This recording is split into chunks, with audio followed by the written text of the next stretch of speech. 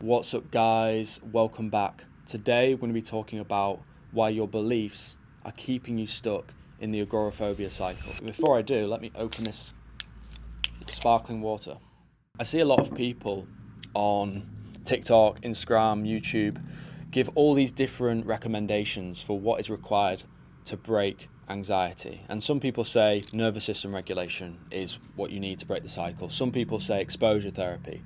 Some people say rewiring your brain through neuroplasticity. Some people say changing your lifestyle, changing your diet, getting on medication. There's all these different voices and different approaches out there online, and it can get really confusing. And one of the things I tell my clients is stop binge watching anxiety content, because it is a very confusing landscape. But what I'm going to talk about today is what really has worked for me. This is from lived experience, witnessing 250 of my clients breaking the cycle using the same approach. Anxiety recovery starts with your beliefs. Right now, if you're struggling with agoraphobia, panic, generalized anxiety, social anxiety, health anxiety, you will have beliefs that make you believe that you're not safe in some way.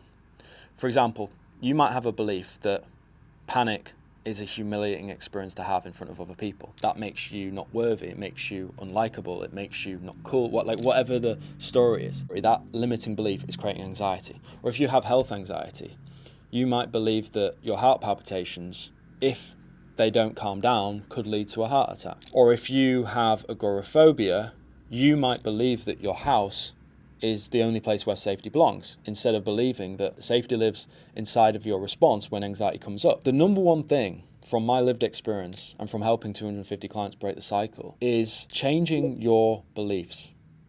Uncovering, first of all, you need the awareness of what your limiting, faulty beliefs are that is perpetuating anxiety, and then rewiring them through consciously changing your internal dialogue and consciously changing your behaviors. This is how you break the cycle. And I'll explain the process so you have complete clarity on what to do, how to start today. When it comes to anxiety, as humans, we all experience anxiety. We cannot get away from anxiety. And this is something that people with an anxiety disorder don't currently embody. They believe that anxiety is not a safe feeling to experience, whereas people who don't have an anxiety disorder experience anxiety still. They'll have triggering situations come up in their work, in their relationships. They won't give anxiety any meaning. They won't react to it in an avoidant, fearful way. So they don't end up experiencing panic attacks. So the first thing to acknowledge is that anxiety is a normal human experience. We all experience anxiety. It's normal. The people who develop anxiety disorders for some reason in their life, they've developed a belief that has made them believe that anxiety isn't safe. So the first thing to acknowledge is that you can and you should experience anxiety. And when you do, you need to allow yourself to feel it. You need to sit with it, let it pass in its own time. So the first thing you need to do is you need to realize that anxiety is a human experience and that you can feel it. And then you need to uncover the beliefs that make you believe you can't experience it. Once you become aware of the belief that persuades you that you're not safe to experience that anxiety in the moment, then you need to consciously reframe and rewire it. Let's take the example of it's not safe to experience anxiety around other people, because that could lead to humiliation. It could make me look incompetent. I mean, if people judge me, they might not like me, and then I won't have any friends. Whatever the thought cycle is with fear of being seen to be anxious. Once you become aware of, okay, I'm scared of experiencing anxiety around other people because I'm scared that people are going to see me as incompetent, they're going to judge me. What you need to do is you need to start telling yourself the opposite. Anxiety is a completely normal and human experience to have. I don't need to resist the anxiety when it comes up. I just need to feel it, allow it, channel it, continue to lead, continue to talk, continue to show up, continue to interact. Just because the anxious voice in my mind is telling me that if I experience anxiety, I'm not confident, I'm not worthy, I'm not good enough for other people, I might be fired, I might be rejected. I don't need to buy into that story. And the truth is the truth that I decide is experiencing anxiety is normal.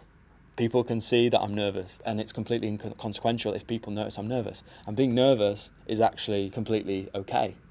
It's fine. Being nervous at times is part of being a human. So then, once you change your internal dialogue, then suddenly anxiety's presence becomes less of a problem. And when it becomes less of a problem in your brain, every time anxiety comes up, which it will come up in your life, you'll be like, oh, this again, anxiety, cool, fine. That's fine. But then there's the internal reframing and reprogramming and rewiring part that I've just touched on there.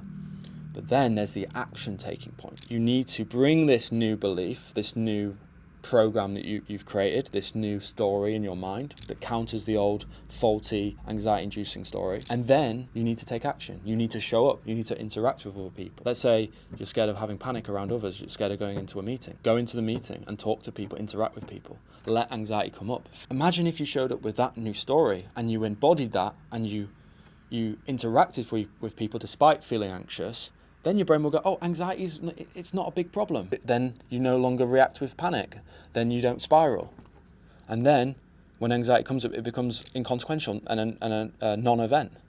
And then that's when anxiety stops spiking in those situations. So that's how you break the anxiety cycle, the fear of fear, the agoraphobia. That's how you break it. Uncovering the faulty beliefs that are creating panic, reprogramming those faulty beliefs, and then acting in alignment with the new belief and feeling anxiety and normalizing it when it comes up. That's how you break the cycle. And there's one thing to have the blueprint, but there's another thing to actually implement it, right? And that is what I help people do. And that's why people work with me for months at a time. I could tell them what I've just told you in 10 minutes, but actually understanding which beliefs are creating anxiety, knowing which story to replace the old faulty belief with, and actually having the courage and consistency to implement this new story and new behavior is another thing. That's a very tricky thing. And that's why people work with me. That's why 250 clients have trusted me to help them recover. So if you are in the position now where you're like, you know what, it's not getting better, it's been years, I'm still suffering, reach out, comment rewire on this YouTube video, or message me personally on Instagram, where I'm the most active at Magnus Davis. And I'd be happy to hear a bit about your story, see if I'm a good person to help you. And yeah, we can go from there. And I'd love to be able to help you in 2026 break the anxiety cycle. So that's me for now.